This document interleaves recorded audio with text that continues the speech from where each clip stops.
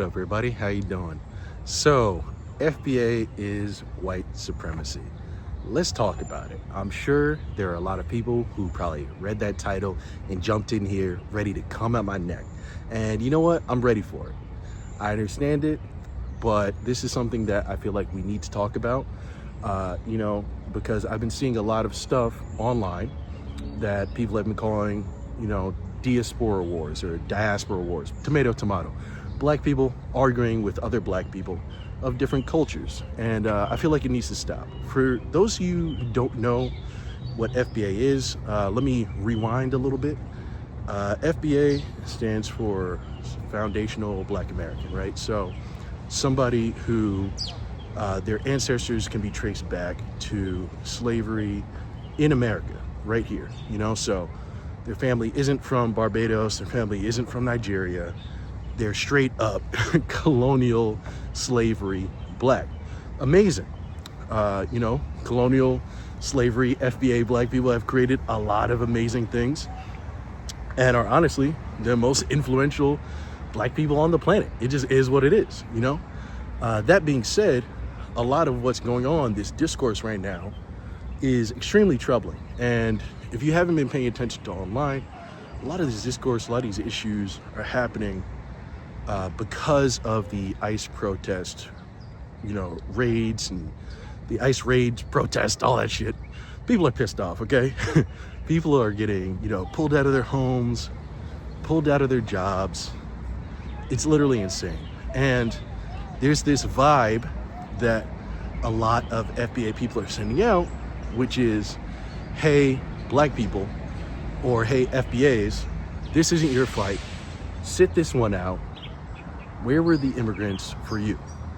And it's such a crazy thing to say. I mean, first off, as a black person, I understand the whole idea of being like, hey, I'm tired. You deal with so much shit, I'm tired, because I'm tired. I come from immigrants, but I did grow up black in America as well too. And there's a lot of issues here, from police brutality to just straight up racism, misconceptions about your culture.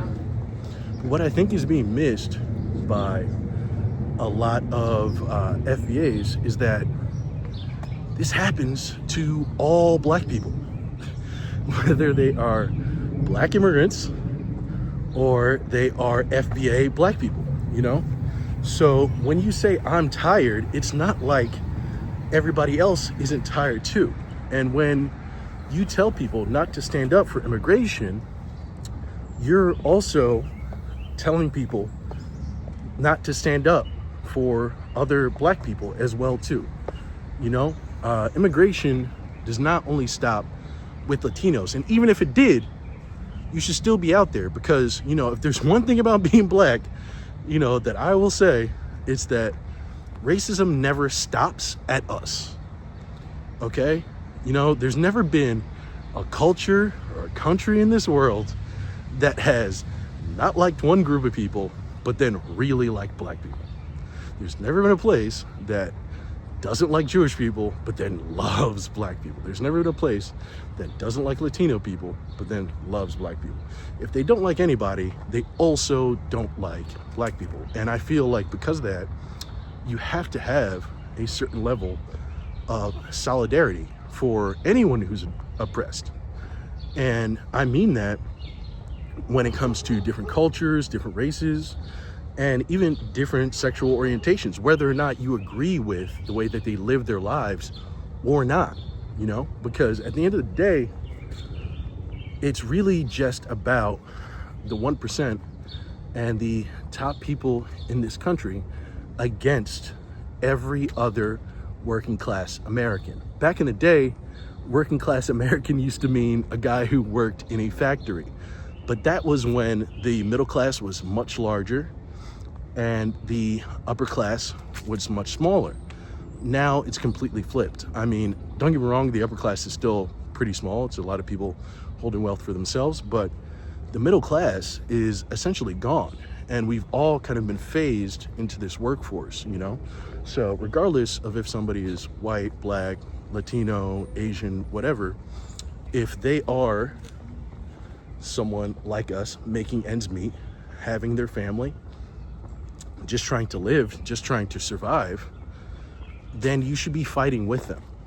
You know, I think there's a big epidemic right now of apathy when it comes to the black population. Sorry, there's a little bit of lens flare over there. God damn, I look good in that light. Look at that, look at that. But back to, there's a lot of apathy when it comes to us, I feel like, nowadays, because of this FBA stuff, because of this delineation stuff. You know, I think black people, we've always had issues with division, regardless if it's in our cultures of like Jamaican people versus Jamaican people, or Haitians versus Haitians, or, you know, FBA versus FBA. We've always had those issues, right? But I think when we started this whole like diaspora war of like, oh, you know, we've never liked Caribbean people, we've never liked African people, we've never liked FBA people, I think it's bullshit. Number one, I mean, I grew up with a lot of different black people from a lot of different places.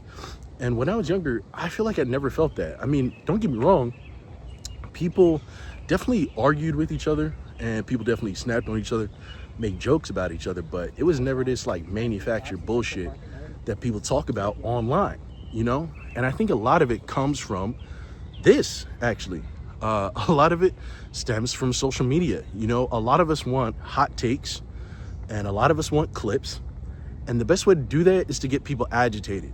And, you know, a lot of people want to just lie online, but the better way to agitate people is to lie 90% and to tell 10% of truth. And that's kind of what they're doing.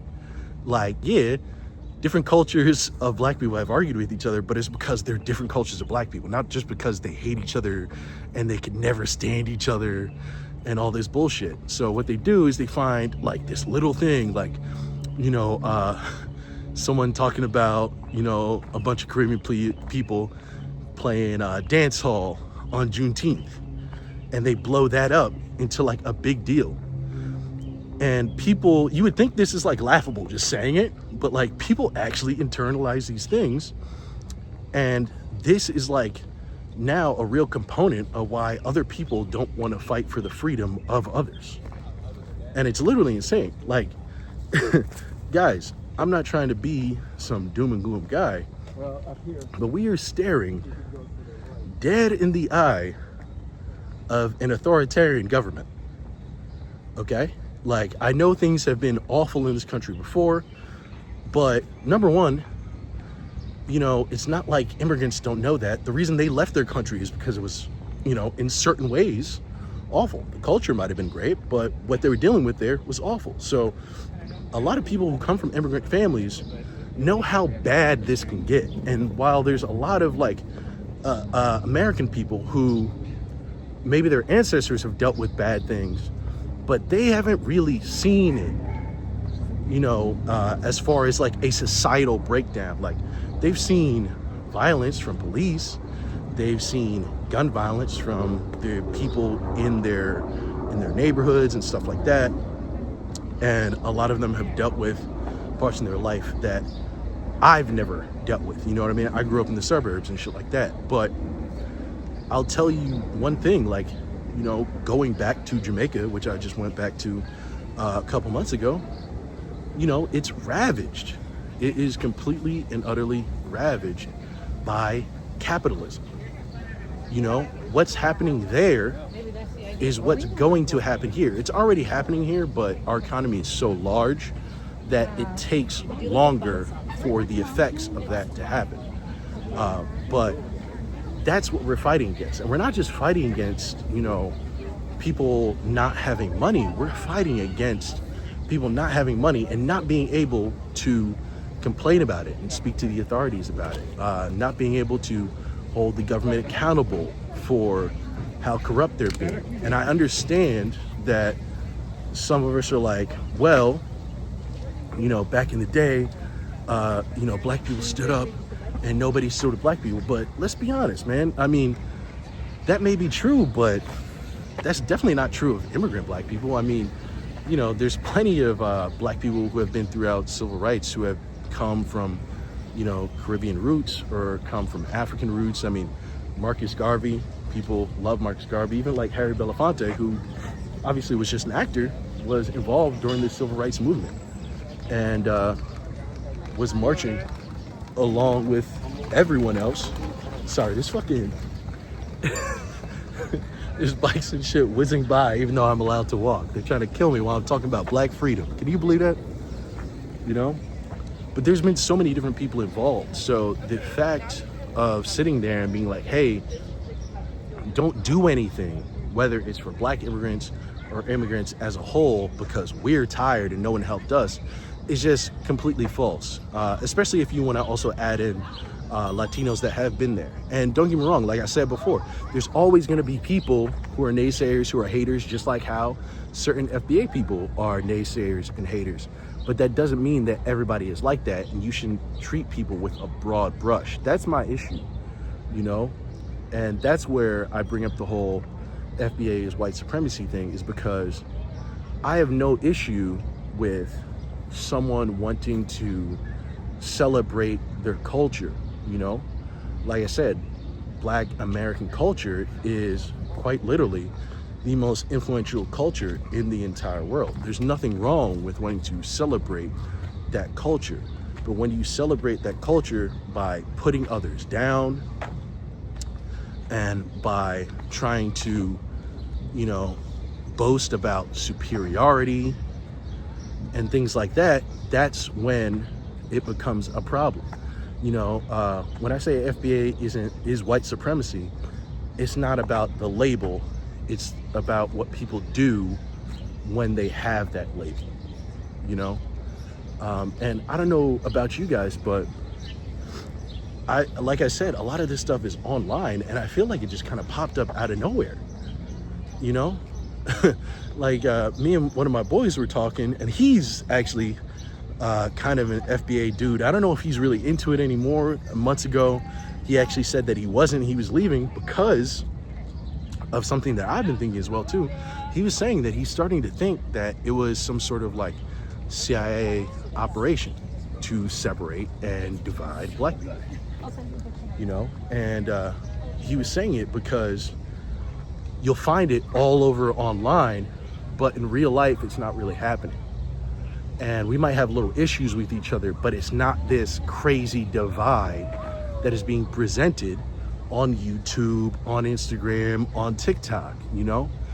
And because of that crazy juxtaposition, you know, between reality and social media reality, he was saying that he actually thinks that this is being orchestrated by the government, or at least by somebody being paid by the government, or somebody who just wants to sow chaos and division within the black community. And I completely agree. I don't think there's any way you could want to divide black people in a time like this, in a government regime like this, and still call yourself pro-black. There's no way.